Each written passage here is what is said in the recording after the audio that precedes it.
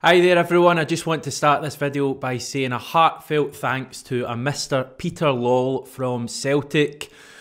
Coming up with video ideas and content ideas for this channel sometimes can be a bit of a struggle when you're producing videos pretty much every single day of the week. It can sometimes be a bit hard to come up with ideas that are different from the day before and have the variety there. It has not been a struggle this week. Earlier last night, just having a wee think about what I was going to do a video on today, and then blam, about 5:15 or so, Peter Lawwell and Celtic come up with a one-on-one interview posted on all the club's main channels, and that is exactly what we're going to chat about on today's video. So thanks, Peter. A few other things to get off my chest just before we get into the topic for today's video. We've now got a forum on 67 Hail Hail. The growth of the YouTube channel and the website, all down to you guys and girls who are tuning in, reading our stuff, watching our videos. We now have a forum. You can get it at forum.67hailhail.com, so nice and easy to remember. There we will have discussion with like-minded Celtic fans about articles on the website, about the videos I do. We get loads and loads of feedback on the videos on YouTube, so it'd be great if we could get some of that on the forums as well. So if you're a bit tired of the current Celtic forums, or even if you've never been on a fans forum before, then why not lose your forum virginity with 67 Hail Hail? Right, other thing I want to mention is that if you haven't yet subscribed to the channel on YouTube right here, then I would really appreciate you doing that. You don't even need to leave the video, you don't even need to pause the video. If you're watching this on a laptop or a device like that, then if you just scroll to the bottom right hand corner down there, you should see a wee logo. If you click there, you should be able to subscribe from there. Why would you want to do it? Well, we produce near daily content. We have live post-match reactions to every single Celtic game. We also have videos like this from myself looking at areas at Celtic such as the board, the team itself, transfer stuff. We have player profile videos that go out. We also have Jackie McNamara as a regular contributor on the channel. And the best thing of all, it doesn't cost at all. The only thing that I ask, if you wouldn't mind subscribing to the channel, that'd be a big help. Right, let's get on to this.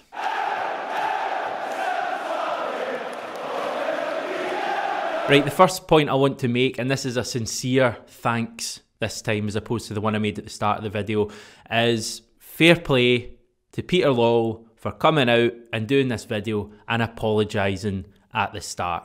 The first 30 seconds were great, so well done for that. Now you can turn off now, Peter, because you're not going to like the rest of this video.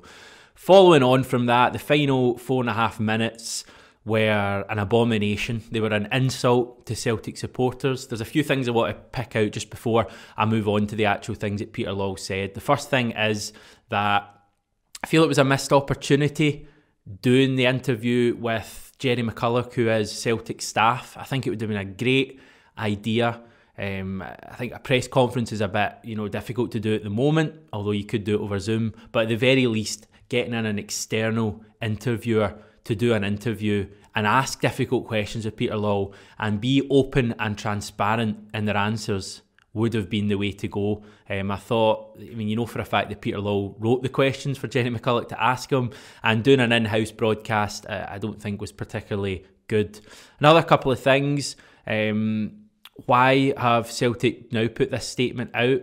What is the reasoning behind it? Is it to do with the fact that earlier today it was reported by Stephen McGowan from the Daily Mail that the under-18 academy players have been placed on furlough? We'll touch on that at the end of the video, but I think it's important to ask why Celtic put it out then 4 or 5 days after they returned from Dubai.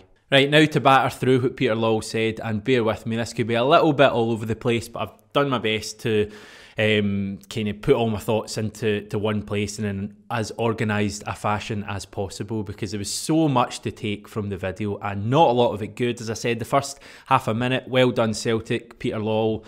The other 4.5 minutes, not good at all. Now, the first words you hear on the video are a question from Jerry McCulloch when he starts by saying, "Peter, it's been a difficult week for the club, the supporters, the team, the management." There we go, straight off the bat. They're grouping us all together again. I touched on this in the video earlier in the week. Stop grouping us all together. It is unfair to suggest that we are all responsible for this and we are all feeling the same because of it. So stop doing that, Peter Lawwell, and stop doing it, Celtic. It isn't going to wash with me. It isn't going to wash with the vast majority of Celtic fans. I laughed at the club showing the slow motion footage of the players running around poles and doing sprint sessions in Dubai, filtering it over what Peter Lawwell was having to say. Now, I do that from time to time on this video. Whenever I make a bad mistake or a cut, I can stick a photo or a photo over it, and you don't even know until I've told you now. Celtic clearly were doing that again, so I'd be interested to see some of the things that were cut out from what Peter Lawwell had to say. But yeah, stop trying to brainwash us again by reminding us the players were doing high-intensity training in Dubai, when the reality is that they spent just as much time eating and drinking by the pool as they did doing sprints. Now, Peter Lawwell described the media coverage of Celtic as unfair. I was just tearing my hair out at this comment. These are people at Celtic who genuinely believe they have done nothing or little wrong this entire season. They believe that the only reason for this season going to pot is the COVID pandemic. We heard as much from Peter Lawwell in this video. Later on, he commented saying that COVID has affected our club probably more than any. Well, I predicted this earlier in the week. I'm not the only one, but we just knew that we'd be getting trotted out this COVID killed the 10 narrative to try and brainwash the supporters into believing that that was the case. But fortunately for us, Peter Lawwell has massively underestimated the intelligence of the Celtic support. We know the real reasons for this season not working out and being absolutely disastrous. Put it this way, if you were writing all the reasons down on a piece of paper for why this season has gone to the dogs, then I don't think COVID would even make the first 2 or 3 pages. There are so many other reasons around that. The complacency at the club, the general recruitment, the formations, the manager, the board. I don't think COVID is making the first few pages. So stop trying to peddle that line. You know for a fact we're going to keep getting it. They're going to ramp it up, if anything, in the coming months. They're probably going to use it as justification for trying to give Neil Lennon next season to win the league back from Rangers. I can see that being in a statement before the end of the season, that this season has almost been a write-off because of COVID, and Neil Lennon is the right man to take us forward in a normal world going forward. It's so plain to see. Maybe if we'd have had an external interviewer asking Peter Lawwell the questions he would have asked him, well, if COVID has affected a big team in Glasgow so much, then why are our rivals across the city benefiting so much without fans? It's the kind of question I'd love to have heard an answer from Peter Lawwell. It's just nonsense that he's spouting. And on that subject of nonsense, the next thing I want to touch on, we have got to stick together. We have got to be united. This actually angers me more than anything I've heard from the club over the last few months or the last, year, whatever it's been now.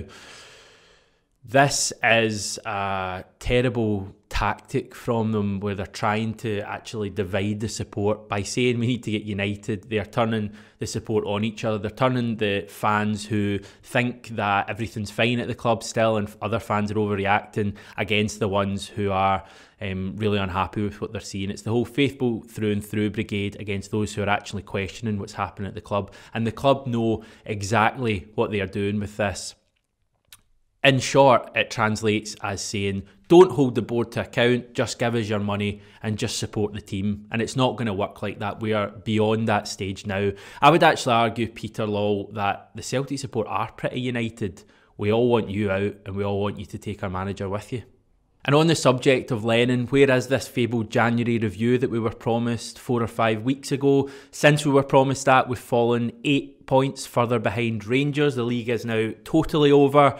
Where is this review? When can we expect to see it? There was no update on that in Peter Lawwell's interview. Again, a question that would have been asked by a good journalist who was actually trying to get answers rather than just tee up questions for Lawwell to say what he wanted. Why, if you were really sorry about this and genuinely sorry about this, was Scott Brown sent out earlier in the week to say Everyone is going to question everything. That's the modern day era. Everyone has a say in everything we do these days. We got the okay from the government and we made sure we followed the guidelines from there. Why did Gavin Strachan say there's regret that one person has caught the virus, but there's not a regret in terms of the permission we got to go and the protocols that we followed, which we have done the whole season? Why were those comments made by two important members of the Celtic first team squad and coaching staff? At best, I would say that is dysfunctional communication from the PR department to the playing staff and the coaches. And at worst, I would say it's evidence of the club just trying to appease supporters and blatantly lie to supporters with their intentions. Peter Lawwell is the major problem here for me. Neil Lennon is also a major problem in terms of the playing staff, but I don't think just replacing Neil Lennon fixes this time. I think there's real trouble, seeping through the entire club, and I think we need Peter Lawwell to realise that he's no longer got it to be the Celtic chief executive, and he needs to take himself out of the firing line for the good of the club, and he needs to bring Neil Lennon with him. As supporters, what can we do? Well, not buying season tickets and not giving the club money from merchandise would certainly be a start. That is the only language these folk understand. It is another PR disaster after another one. We had the one today that I mentioned earlier about the furlough of the academy players after the club have spent probably, at least 6 figures going to Dubai. It's just an absolute disaster, and you wonder what's coming next. But on a final, more humorous note with regards to Spartak Moscow, don't do it, lads. Thanks for watching, everyone. We're back tomorrow. Remember to subscribe. Take care, and hail, hail.